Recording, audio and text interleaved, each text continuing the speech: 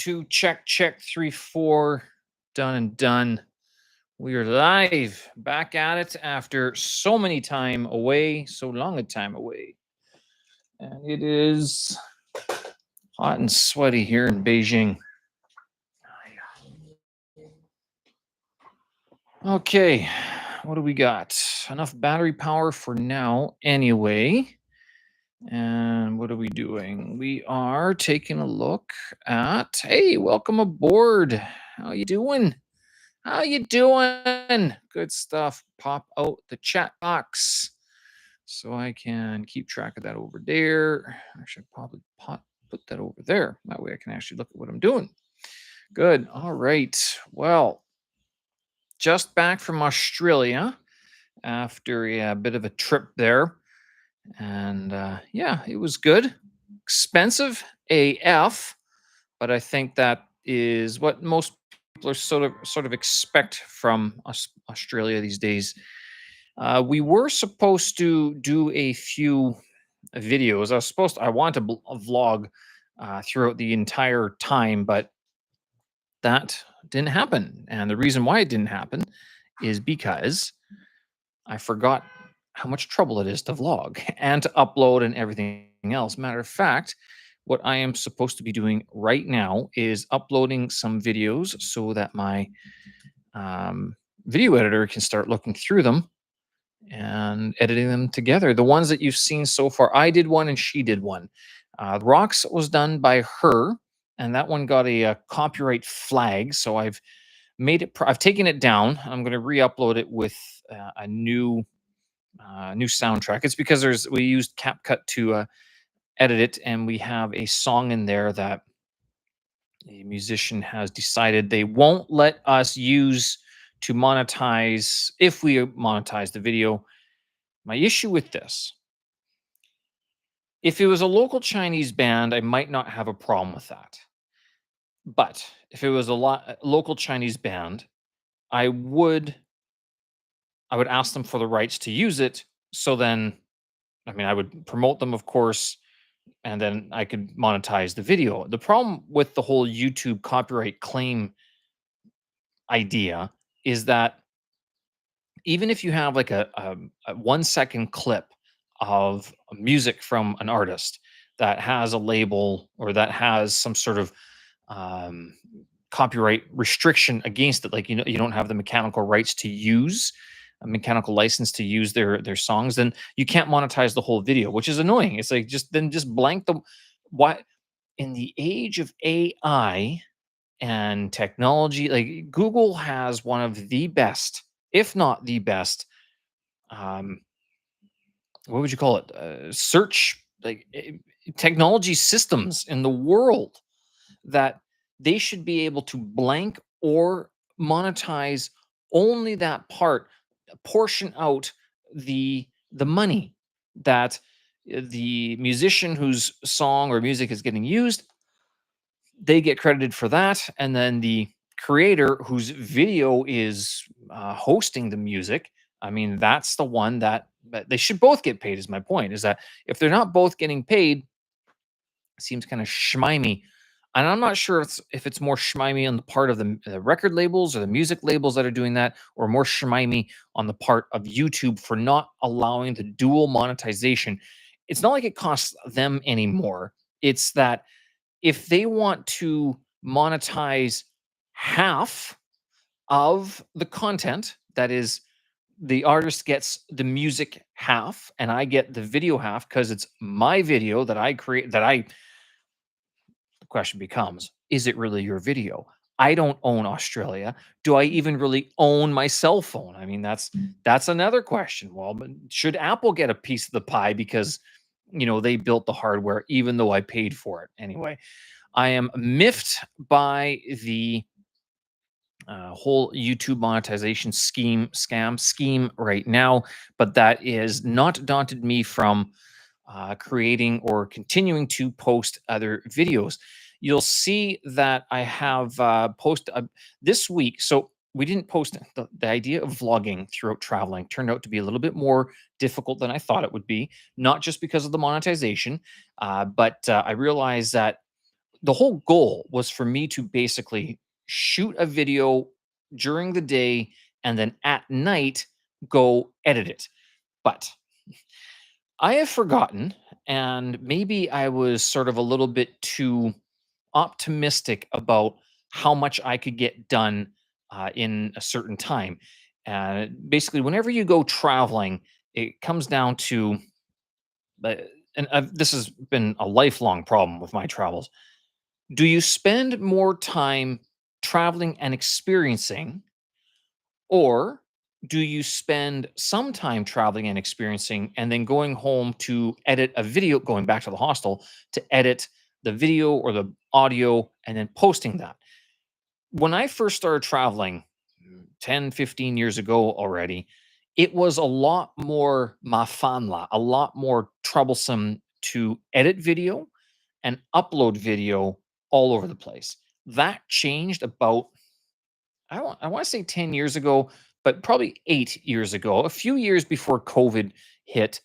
That's when it became a lot easier, not just to edit a lot faster, but also to upload a lot faster as well. So your whole workflow just became, if not seamless, then almost, what would you say? Like, efficient, just became far more efficient.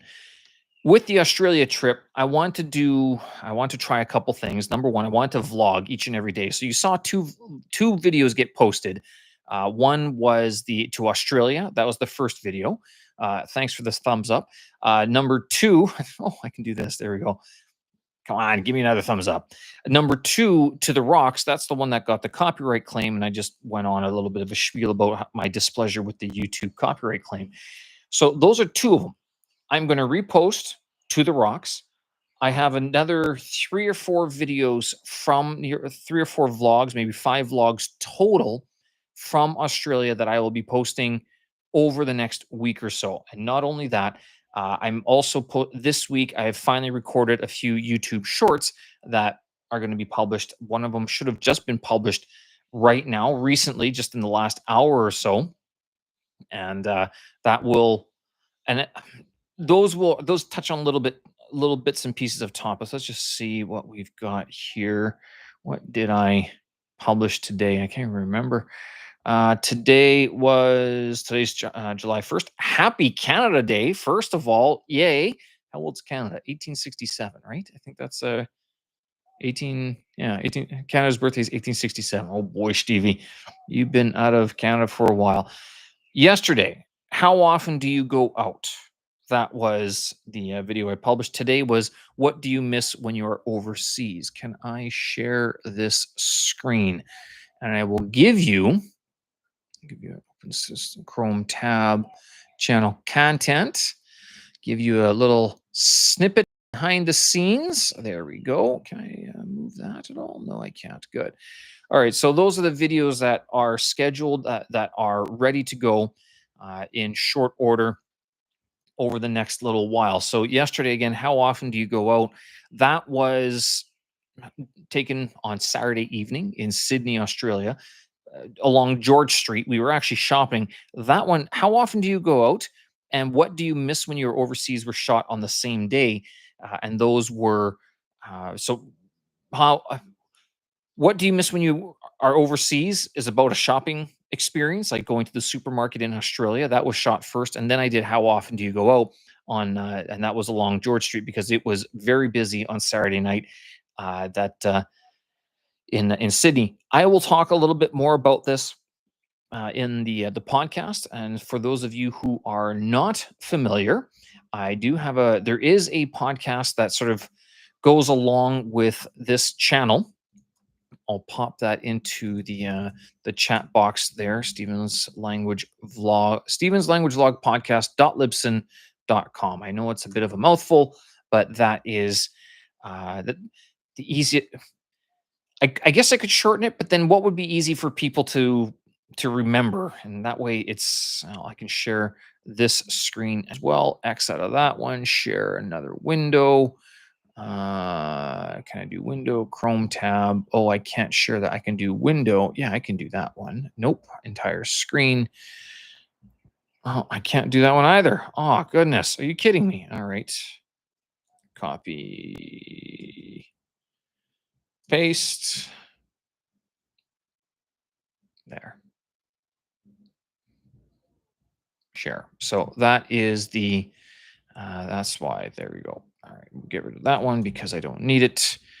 And that is the site of the Language Vlog podcast. I do this in terms, so I've been talking about vlogging and posting YouTube shorts. I have been pretty good in recording a podcast each and every week for this podcast that basically sums up the videos for the week on the YouTube channel. You'll see that there's 45 episodes so far. I started this in May of last year, maybe July, May, June, July, somewhere around there.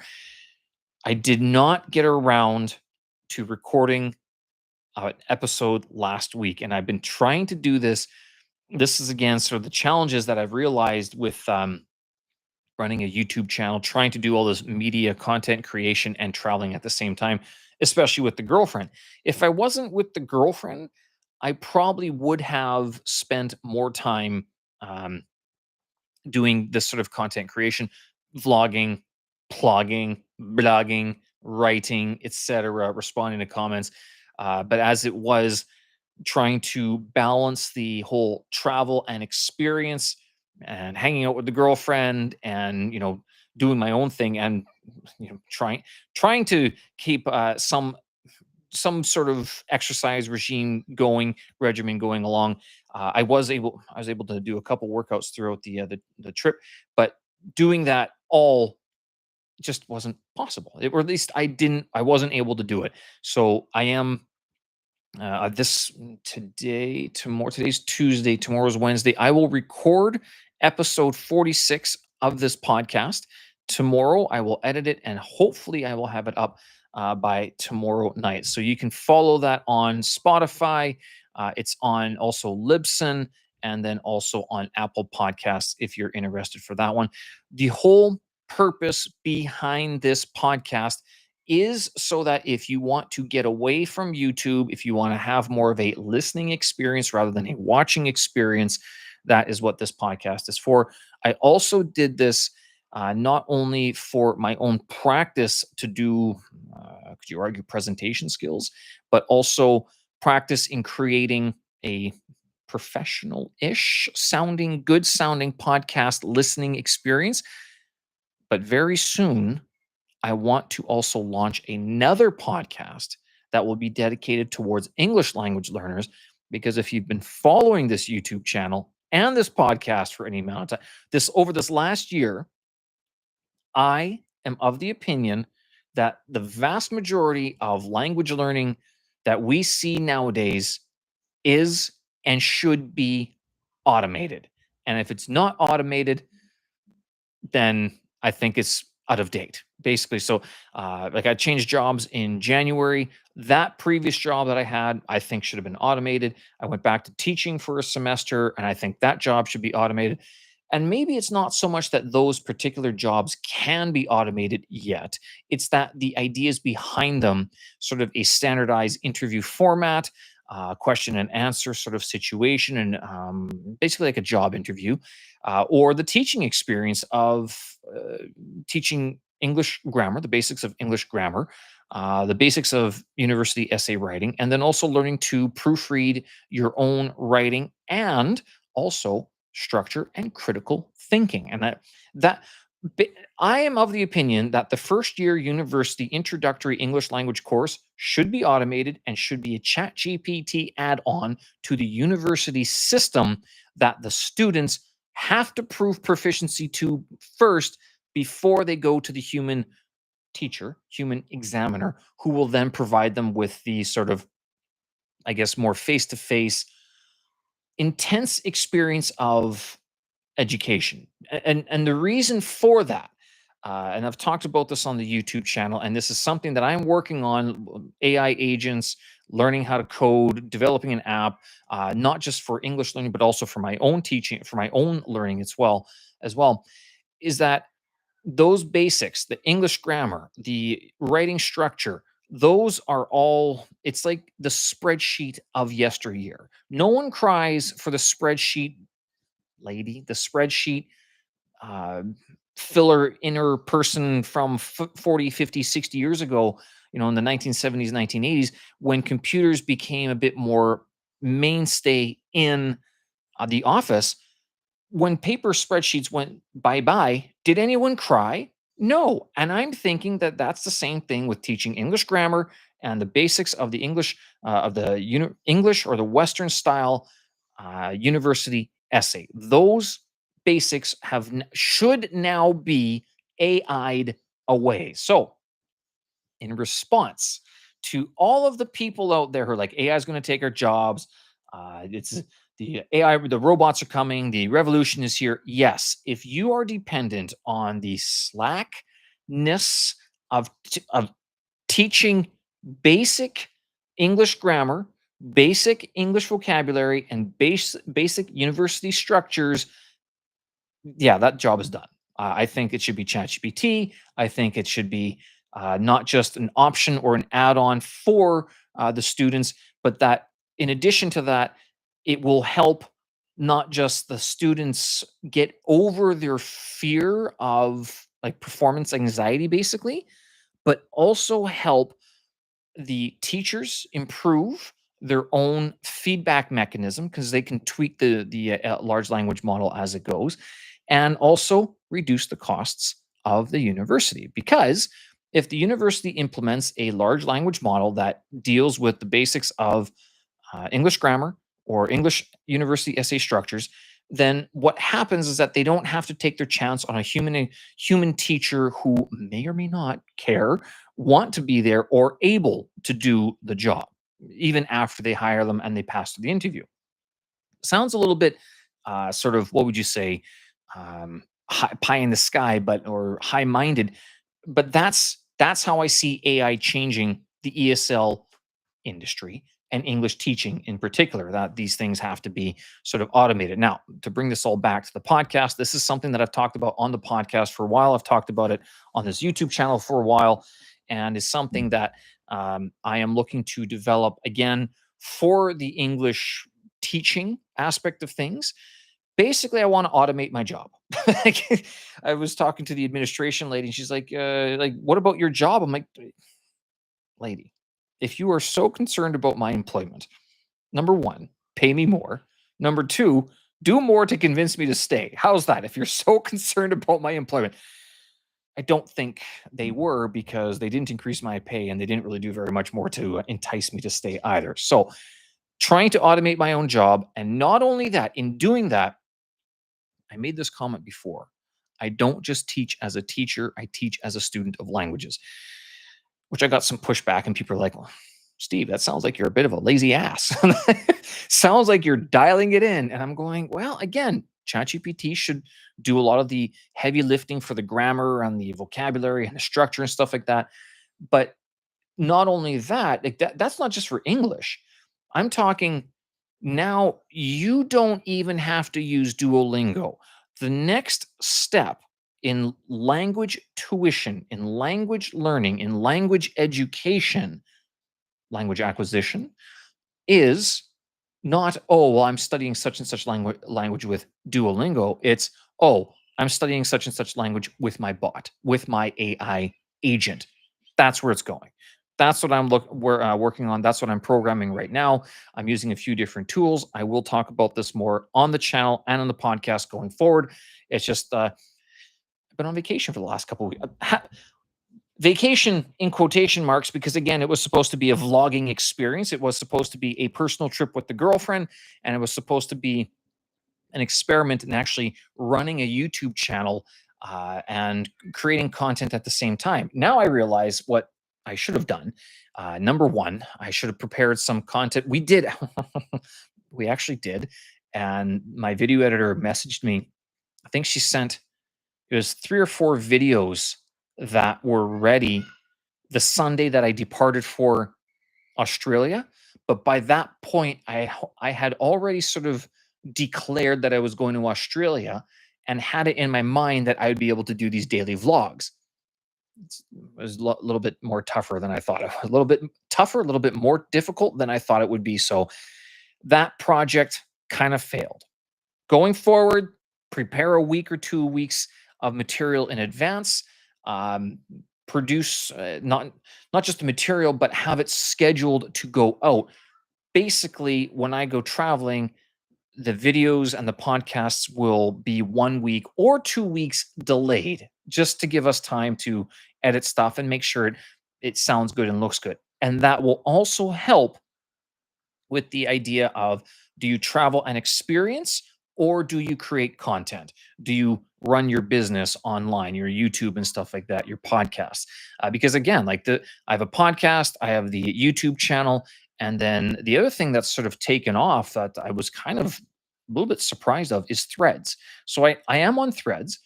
This channel, this brand has a Threads account, Steven's Language Vlog. You can follow along, and there I post a lot of questions about language learning. You will notice a similarity in the questions asked and the YouTube shorts that I post on YouTube. So Threads is more of a conversation, whereas YouTube, I would say, is more of a ideification, something to think about. And you can respond. I've noticed that there is a drop in comments lately on YouTube, but that almost seems to be complemented or contrasted with the increase of conversations that are happening on Threads. Threads is like Twitter was 10 or 15 years ago, I would say. So if you're looking to build a brand, I would say start the conversation on Threads, and you might go a lot farther in building up an organic base, so to speak. So that is, this past trip was a bit of a learning experience in that regard. Again, I didn't get a chance to record episode 46 for this podcast. I will get to it tomorrow. Again, so today is Tuesday, tomorrow's Wednesday. I will shoot it tomorrow morning when I look my best, not at all, and have it hopefully edited and published for Wednesday evening. So, with all of that, taking a look, I'm not gonna lie, it looks pretty good. Looks pretty professional, doesn't it? Look at SLV, Steven's Language Vlog, episode 45. Universe, and then the title, brief. The one issue with this podcast that I think I'm having issues dealing with is shortening the titles. I should probably, uh, yeah. Cut. And again, the reason why these titles are so long, kind of disjointed, is because they are based on the YouTube shorts that I create for this channel. And so last week, since we didn't publish any YouTube shorts, I was sitting there going, "Oh, what am I going to talk about for the podcast?" Last week's, if I recorded the podcast last week, it would have been kind of neat because I would have been in Melbourne at that point. And again, if you followed the podcast at all over the last 6 months, I have done this podcast in Canada and in South Korea. It's two continents. And I was kind of hoping to do one in Australia to make it a true international podcast and doing it on three continents, but I didn't get around to doing it. So, you're kidding me. And there's no way to rewind the clock to last Tuesday when I should have been recording episode 46. So I'm just going to have to record episode 46 here in Beijing instead, back to the same continent where it started. But that being the case, I did record videos in Australia that I will be posting soon. So again, with the titles, they are summations of the YouTube shorts. If I guess maybe if I was a little bit, my video editor has said this before as well. Your titles are a little bit either long-winded or so obscurely or bizarrely shortened that it's almost cryptic. She mentioned the to the PSB title. She's like, "What would most people know?" I'm like, "No, probably not."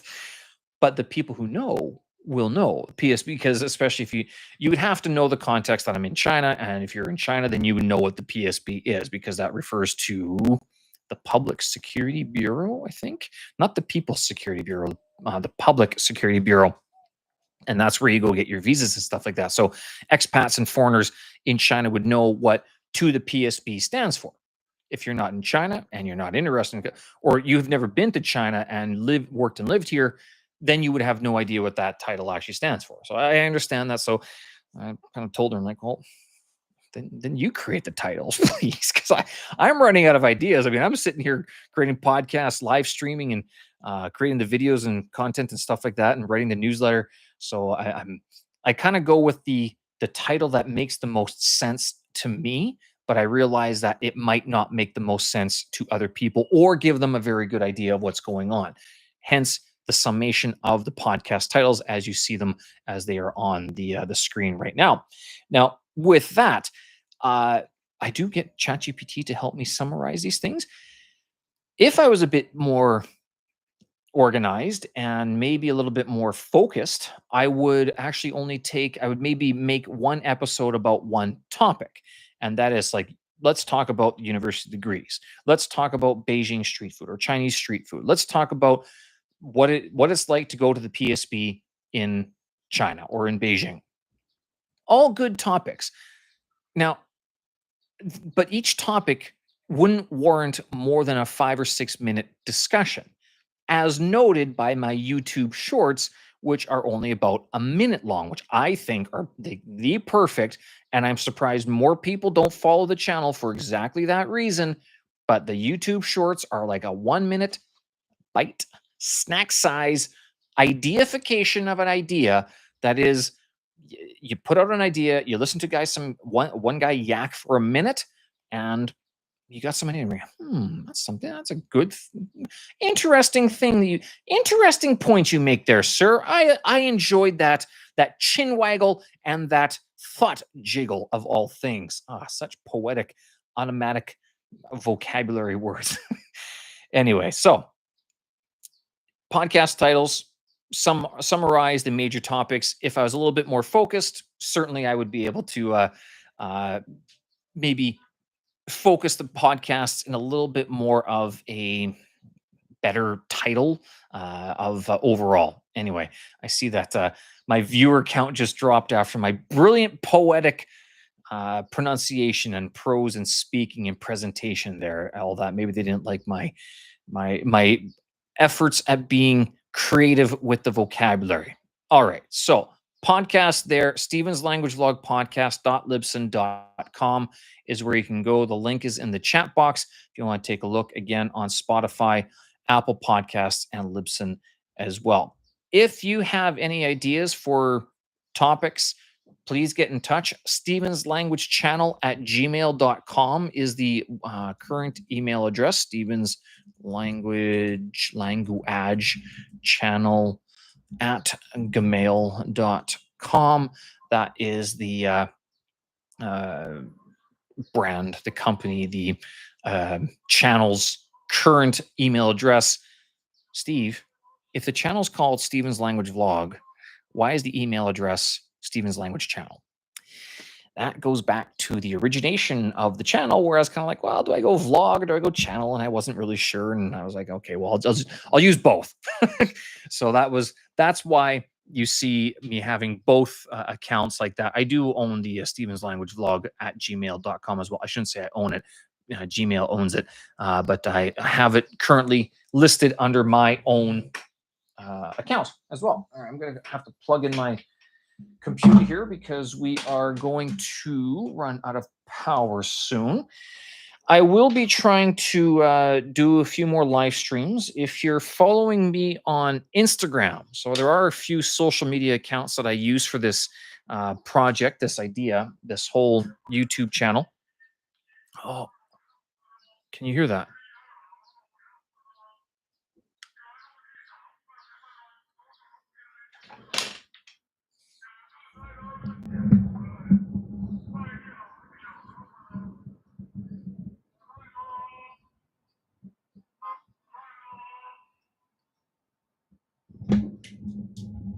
That is the knife sharpener, the Beijing knife sharpener. That's actually one of the things, and that can you that is he is standing outside with so what they do. Sorry, I gotta plug this in because the computer's gonna die soon. All right, and then I'll explain what he's doing. Boom, there, and run that around like this. Over there, cable management. Not I mean, I do pay attention to it. It's just that it's a creative mess. So the Beijing knife sharpener guy who's outside right now going ching ching ching ching ching da do something do shimada do. That is these guys ride around on their bike and they have a little cart behind them on their setup, and they sharpen knives, or I think that's all they do. Yeah, they just sharpen knives. We're talking like the big kitchen knives, the butcher knives, and stuff like that. They always have 2 or 3 customers, usually it's the IEs or the yayas or the nine-eyes who are outside, the grandmas and the grandpas who are outside who bring their knives to get sharpened. And these guys go around. Now there's 2, as far as there's 2 guys that come around. One of them does it manually by his own voice. So he talks as you just heard. That's him as his real voice. But there's another guy who has a recording that just loops it and he just plays it. So da da da da da, and I can't remember what he says. We tried to do a YouTube short on this before. Didn't turn out the way I wanted it though. So I will have to find those words, and I want to publish that video or do it again anyway. Because I actually went to go talk to the guy who has it on a recording, and it was kind of a neat. It was a neat YouTube short idea, but the execution of it wasn't good, and so I didn't want to publish it. But I might just publish it anyway because may as well just publish it and let you guys, because it's more important about what he's saying rather than my performance on it, if that makes sense. It matters more about the words that he's saying, because if you come to China, you are going to hear him, this tout, this hawker, this knife sharpener guy, and that will be important for you to understand, like, what is he doing? Well, he's sharpening knives, and these are the words that he's saying, and that would help. That would add to your own, what would you say? Vocabulary. So that is something that I look to do very soon. All right. So we got that podcast covered. Back to channel content. I also share tab audio. I could do that. Why not? So these are, again, some of the videos that are coming up very shortly on the YouTube channel. So yesterday, again, how often do you go out? That was shot in Sydney, Australia, on George Street, which is I guess, a popular shopping and socializing district in Sydney. What do you miss when you are overseas? That was a visit to the supermarket. Is it Woolworths? Yeah, it's Woolworths with the green W. Also, it was at the end of George Street, and we went there, shopped Vegemite, Tim Tams, Kit Kats, and that was it. That's basically all. Oh, and some. No, we didn't even get beef jerky. We got the kangaroo jerky at the airport because we couldn't find any in town. Apparently, Australians don't just go around eating kangaroo jerky all the time, or crocodile jerky, or emu jerky for that matter. They eat beef jerky, if anything, if they eat jerky. But it's not like, oh yes, I'm just noshing down some kangaroo right now. Doesn't happen very much. So that's a visit to the supermarket along George Street in Sydney. Travel changes that was recorded in the Nanjing airport, and briefly touches on the change in China aviation policy right now. The law, actually, that it's now prohibited to bring charging, what do you call them, power banks onto the flights. This policy was recently enacted. We're talking like June 28th. We were originally scheduled, we were actually going to come back a little bit early. We're only going to go for 10 days. We decided to go for 2 full weeks instead, just because we could.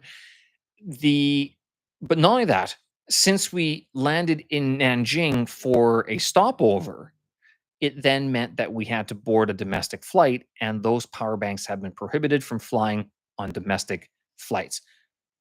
I don't know about international flights. I actually don't know. Maybe they are still available for international flights. Not entirely sure. Basically, what's happened is that in the last month or so, a bunch of these power banks have either exploded or caught fire within an airplane and have caused massive damages. I don't know if anyone's died. I'm not sure if anyone's been harmed or that they've talked about the potential human issue, human repercussions of these power bank failures. But certainly, they've sort of said no more of these are not allowed on the flights anymore. And with that happening, the only power banks that are allowed on these flights are the one that have the CCC uh, certification to it, and the China compliance certification. Yes, so I'm going to post that into what is CCC MPR certification gambit. That's not really. I'm just going to. I either want the government website or okay CQC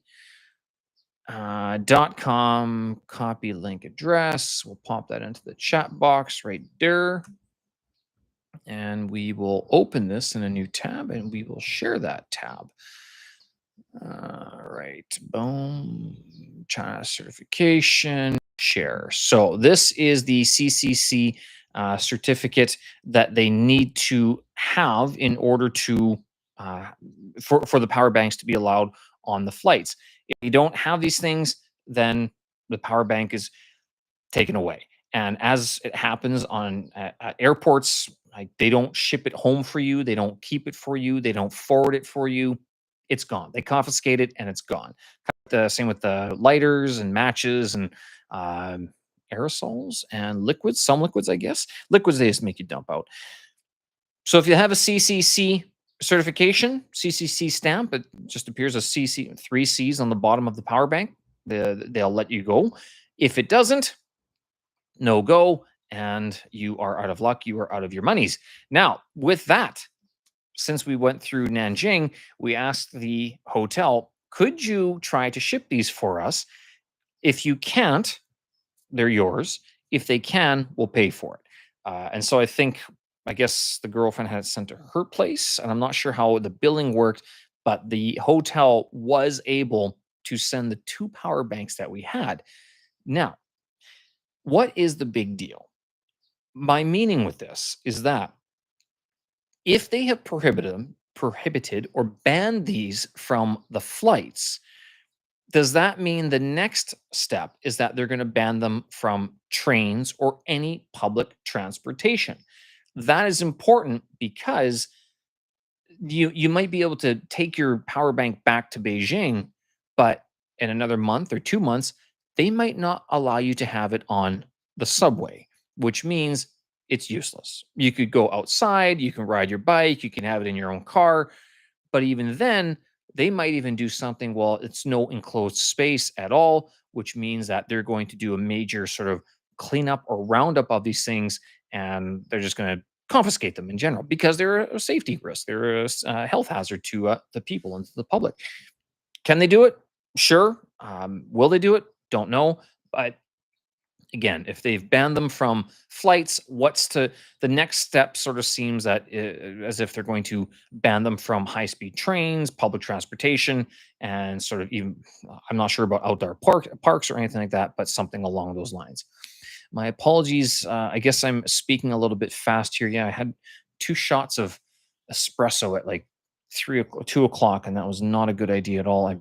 As it is, I'm a little bit jittery and was jittery while I was doing my Chinese writing today. So CCC certification, they need that in order for the power bank to be allowed on the flights. If you don't have it, then it gets taken away. Thankfully, hotel was able to send them over and we should receive them back in Beijing soon. So travel changes, that's part of it. Talking about the power bank situation in China. What do you do after traveling? That was shot outside the Shuangjing subway station where I was going, what do you do after you get back from traveling? Do you plan your next trip? Do you do your laundry first? Do you just sit down and have a beer? Do you just sit?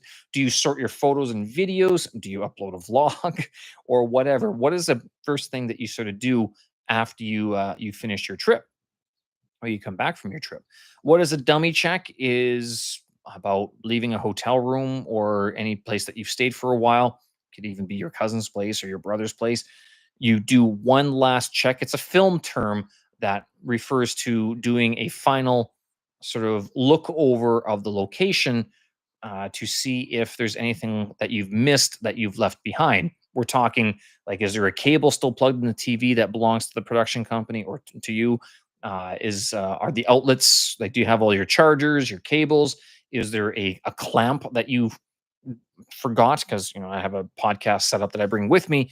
You forgotten the mic stand or something, or a light, or has something dropped under the bed as well? So that's a dummy check when you go take one last look over the room. Next one is the leftover sock. Is all about using a washing machine in China and how some of them there's top load and side load. The top load there's not such a problem with, although I've noticed that the nut can get loose, and if you have a top load washing machine, it will bang around and can cause damage. But then if you have the side load washing machine, it has a lip to allow water to circulate through the washing machine, and that sometimes a sock would get stuck in there and not get washed, or it would get soaked, but it wouldn't get washed. So the leftover sock deals with that. Beijing Rose Garden, that is all about the characters that are written above the Beijing Rose Garden, a massive mansion, expensive house complex in Changping district that I've talked about before on the podcast and on the YouTube channel as well. And there was a series of characters that we couldn't figure out. Finally, did translated, transliterated, opinionized, characterized, and everything. I will also be putting that into the newsletter in forthcoming issues. Next up, should English be replaced as the global business language? Just ask the question, hey, is there another language that could supplant English as the language of trade? And in my opinion, no, it can't. Just there's economy of size, the efficiency of it, the adaptability of the English language basically means that it's here to stay for quite a while. Doesn't mean that your job as an English teacher is very safe, nor does it mean that you'll have to learn English.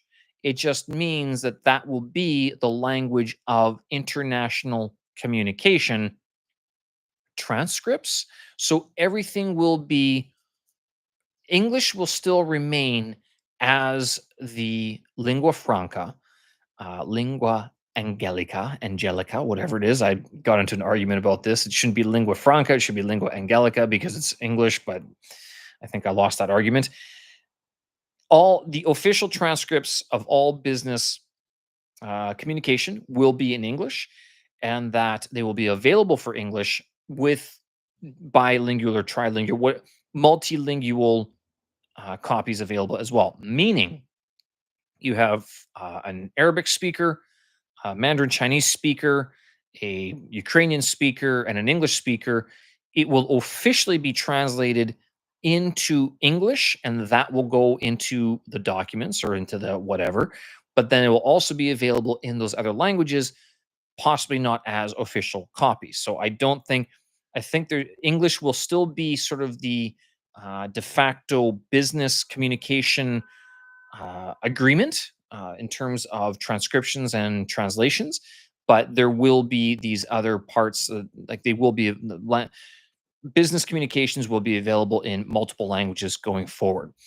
Finally, the last YouTube short that we have prepared so far is what is still important when learning another language, and that touches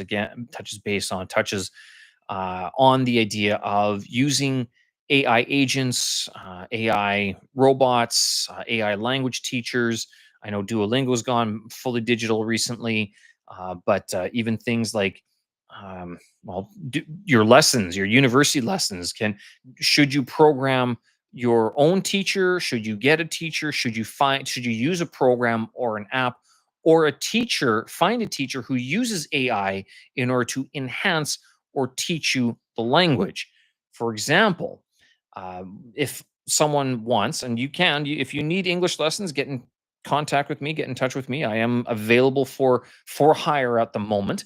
I do have some time, especially if you have a target in mind, or if you have a certain goal in mind. I certainly can help. And if I can't help, then I can find someone who can help you.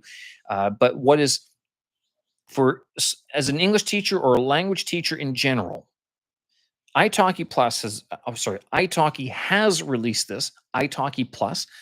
They record your lesson, they give you a transcript, they give you feedback, sorry, not feedback, um, a follow-up message about your lesson. That is, they give you homework, they give you key points and key takeaways from your lesson. They don't give you a transcript, but I think, like, if I were to do it, if you were to contact me for an English lesson, I would ask you, is it okay if I record this lesson? Possibly even video. Although it doesn't have to be video. It could be screen sharing that we record. We can always blank out the faces as well. Transcript, translation, full or at least an analysis of important vocabulary and key terms, important grammatical structures, and not just the stuff covered in the lesson, but about the lesson itself. My meaning is that your lesson will have a certain purpose. Let's learn about the uh, simple present or the simple past. So that will be a focus. And in that focus, you will have different tasks and homework available, or yeah, tasks and assignments within the class itself. But then when the class is over, you'll receive a transcript highlighting not just the simple past or simple present, but then pulling out the different variations of that sentence, of that verb structure, of that verb tense, of that sentence structure throughout the whole lesson and throughout the whole, however long it was, that whole conversation that you had. So again, you could still use a textbook, you could still be on topic, but after the lesson is over, you would receive a transcript and then follow up homework questions. Not just like, do you remember what you learned today? It won't be that. It'll be like, make a sentence using the simple past about this. Make create a question using the simple present about this topic. So it'll give you 10 or 15 questions that you can follow up on via email that you can then use to remind yourself of the lesson. After that, it would possibly, again, if it was me, you'd get an email, you get a transcript, you would probably get a podcast, not just a recording of the lesson itself, but you'd also get a podcast about the lesson in which two other people using Notebook LM would be talking about the key points covered in that lesson. So extra extensive material. Finally, you could also get either a text message as a reminder and or a follow-up phone call that would give you a chance, an ability to use spontaneously your language.